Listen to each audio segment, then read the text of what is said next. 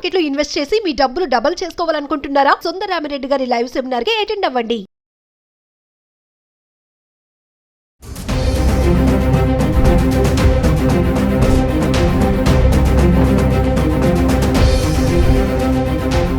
నమస్తే, welcome back to Suman T. ప్రస్తుతం మనతో పాటు ఉన్నారు certified astro business coach Javeria గారు.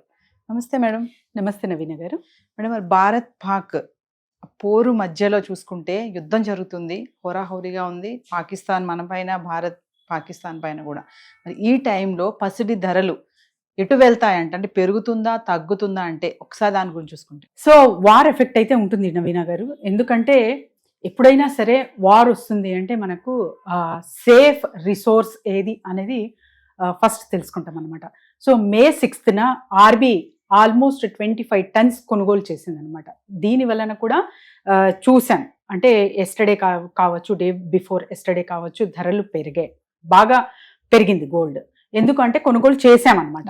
సో అలాంటప్పుడు ఇన్ఫ్లేషన్ ఉన్నా, తర్వాత వార్ ఎఫెక్ట్ ఉన్నా, ఏదున్నా కూడా మనకు ఇంటర్నేషనల్ మార్కెట్ పైన ప్రభావం చూపిస్తుంది. సో ఇంటర్నేషనల్ మార్కెట్ పైన ప్రభావం చూపిస్తుంది అంటే షేర్ మార్కెట్ చూసుకుంటే అక్కడ ఫ్లక్చుయేషన్స్ మనకు భారీగా కనిపిస్తాయి. సో షేర్ మార్కెట్ ఎప్పుడైతే ఫ్లక్చుయేషన్ ఇస్తుందో అప్పుడు కమాడిటీ మార్కెట్ అనేది పెరుగుతుంది. సో కమాడిటీ మార్కెట్లో ఫస్ట్ ప్రధానంగా మనకు గోల్డ్, సిల్వర్ వస్తాయన్నమాట. సో అలాంటప్పుడు గోల్డ్కి డిమాండ్ ఎక్కువ పెరుగుతుంది. So gold is a yellow metal, is the limited resource. So ఈ లిమిటెడ్ రిసోర్స్ ఎప్పుడైతే ఉంటుందో, దాని డిమాండ్ ఎప్పుడైతే పెరుగుతుందో మనకు ధర కూడా అలానే పెరుగుతుంది అనేది ఒక కామన్ థింగ్ అనమాట. సో జవేరియా గారు, మరి నిన్న ఈ రోజు కంపేర్ చేస్తే ఎంత పెరిగింది, ఎంత తగ్గింది, మరి కంపారిజన్ ఏంటి ఒకసారి చార్ట్. ఆ మైనర్ ఇక్కడ చూసుకుంటే మనకు మైనర్గా అంటే డిప్రిషియేషన్ అయితే కనిపిస్తుంది. సో ఎంత ఏంటి వివరాల్లోకి వెళ్దాము. 24 క్యారెట్ లో మనకు గ్రామ్కి 125 రూపీస్ ఇక్కడ తగ్గడం జరిగింది కంపేర్ టు ఎస్టర్డే. నిన్న చూసుకుంటే మనకు 9,960 రూపీస్ పర్ గ్రామ్, కానీ ఇవాళ 9,835 రూపీస్, అంటే ఆల్మోస్ట్ 125 రూపీస్ గ్రామ్కి తగ్గిందనమాట. అంటే 10 grams చూసుకుంటే 1,250 రూపీస్ తగ్గడం అనేది చూస్తున్నాము 24 క్యారెట్స్కి. మరి 22 క్యారెట్స్ సంగతి ఏంటి? సో గ్రామ్ పైన 22 క్యారెట్స్ చూసుకుంటే ఇక్కడ నవీన గారు 115 రూపీస్ అయితే తగ్గడం జరిగింది. నిన్న ప్రైస్ 9,130 రూపీస్ అండ్ ఇవాళ 9,015 రూపీస్ అయితే చూస్తున్నాము. మరి 18 క్యారెట్స్ ఎలా ఉంది? సో 94 రూపీస్ అయితే తగ్గింది పర్ గ్రామ్కి. ఇక్కడ నిన్న 7,470 అండ్ ఇవాళ 7,376 రూపీస్ అయితే చూస్తున్నాం అనమాట.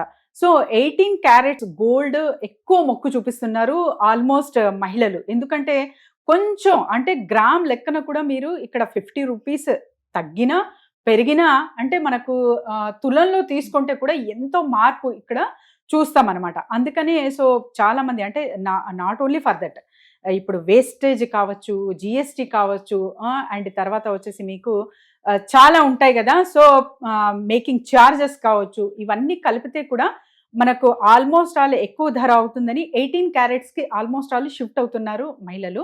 సో కాకపోతే 24 క్యారెట్స్ కూడా మీరు కాయిన్ రూపంలో తీసుకుంటున్నారు ఫర్ ఎ లాంగ్ పీరియడ్ అంటే కూడా చాలా మంచి రిజల్ట్స్ అనేది చూస్తారు. జవేరియా గారు, ఇప్పుడు భారత్ పాకిస్తాన్ అనేవి రెండు ప్రపంచంలో అతిపెద్ద బంగారం వినియోగదారులలో అతిపెద్దవని చెప్తా ఉంటారు కదా, మరి వీటి గురించి ఒకసారి చూస్తే. ఎస్ నవీన గారు, 2002లో చూసుకుంటే నవీన గారు ఇండియా పాక్ మధ్యన కొంచెం ఘర్షణలు వల్ల ఆల్మోస్ట్ బంగారం ధర 27 months ఇక్కడ గరిష్ట స్థాయికి చేరాయి అనమాట. అలాగే 2022లో రష్యా యుక్రెయిన్ వార్ వల్ల కూడా సో 8% పెరగడం అనేది జరిగింది. సో ఎక్కడైనా సరే ఇక్కడ చూసుకుంటే మనకు ప్రధానంగా వార్ కానివ్వండి, ఇంటర్నేషనల్ ఫ్లక్చుయేషన్స్ కానివ్వండి, మార్కెట్ ఫ్లక్చుయేషన్ వలన ఫస్ట్ మనకు సేఫ్ జోన్కే ప్రాధాన్యత ఇస్తాం అనమాట. సో సేఫ్ జోన్కి ప్రాధాన్యత ఇస్తున్నాము అంటే మనం అంటే ఒక మంచి రిజల్ట్ అనేది చూస్తాము అండ్ మన కంట్రీ ఎలాంటివి కూడా ఫ్యూచర్లో చాలా అంటే స్కేర్సిటీ రాకుండా కాపాడుకుంటుంది తనకు తాను. సో ఇలా బ్యాంక్స్ కొనుగోలు చేయడం వల్ల బంగారము ఈ ధరలు అనేది చాలా పెరుగుతున్నాయి. అలానే ఉంటాయా అన్నది కూడా క్వశ్చన్ అనమాట. అంటే లేదు వార్ జోన్ చూసుకుంటే మనకు ఇప్పుడు యుక్రెయిన్ రష్యా కానివ్వండి, లేదా ట్రంప్ టారిఫ్ ఆన్ చైనా కానివ్వండి, యుఎస్ చైనా మధ్యలో కానివ్వండి, ఇప్పుడు రీసెంట్గా మన భారతదేశం అండ్ పాక్ మధ్యలో కానివ్వండి, వార్ అంతా సెటిల్ అయిపోయి సో ప్రశాంతంగా ఉంది వాతావరణం అంతా. అంటే గోల్డ్ రేట్ తగ్గే అవకాశం చాలా చాలా ఉన్నాయి నవీన గారు. లేదు ఇలానే వార్ కంటిన్యూయేషన్ కానివ్వండి, మార్కెట్ ఫ్లక్చుయేషన్ కానివ్వండి ఉంటాయి ఇంకా అంటే గోల్డ్ రేట్ పెరగడంలో ఎటువంటి సందేహం లేదు. అంటే ఇప్పుడు చాలా రిపోర్ట్స్ చెప్తున్నాయి మేడం, ఇప్పుడు భారత్ పాకిస్తాన్ ఈ ఘర్షణలు జరుగుతున్న ఈ నేపథ్యంలో చాలానే పెరిగే అవకాశాలే ఎక్కువ ఉన్నాయి, తగ్గే అవకాశాలు చాలా తక్కువ ఉన్నాయి అంటున్నారు.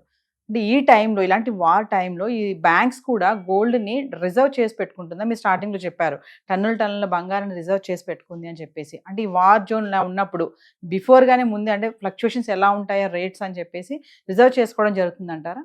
ఎస్, అబ్సల్యూట్లీ కరెక్ట్ నవీన గారు. ఎందుకంటే ఇప్పుడు ఫర్ ఎగ్జాంపుల్ నేను చెప్తున్నాను చిన్నగా, అంటే ఎవరికైతే ట్యాప్ అవైలబుల్ ఆల్మోస్ట్ ఆల్ ఉంది, లేదు నీళ్లు ఈ టైం నుంచి ఈ టైం వరకు కట్ చేస్తాము అని ఇంతకుముందు వినేవాళ్ళం. అప్పుడు ఏం చేసేవాళ్ళు అందరూ?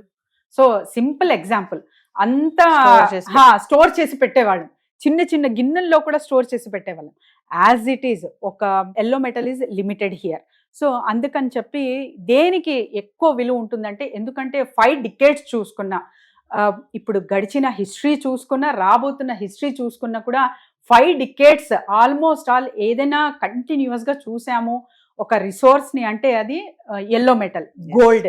సో గోల్డ్కి ప్రాధాన్యత అంతా ఇంత లేదు, ఎందుకంటే ఎప్పుడైనా సరే డాలర్కి కంపారిజన్లో గోల్డ్ మాత్రమే నిలిచింది నవీన గారు.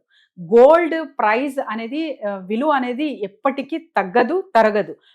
లాంగ్ రన్లో మనం ఇన్వెస్ట్ చేస్తున్నాము అంటే ఖచ్చితంగా మనకు నష్టాలు అనేది చూడరు, ప్రాఫిట్ గెయిన్ అనే చూస్తారు. లేదా ఇప్పుడు ప్రస్తుతం అయితే నేను కొనుగోలు చేయాలి, ప్రస్తుతమే రిజల్ట్ కావాలి అంటే అన్సర్టినిటీ అన్నమాట, చెప్పలేము. సో పెరగచ్చు ధర, తగ్గచ్చు. సో ఏదేమైనా జవేరి గారు, ఈ వార్ జోన్ టైంలో మాత్రం గోల్డ్ పెరిగే ఛాన్సెస్ ఎక్కువ ఉన్నాయి అనుకోవచ్చు అంటారు? అబ్సల్యూట్లీ నవీన గారు. Thank you.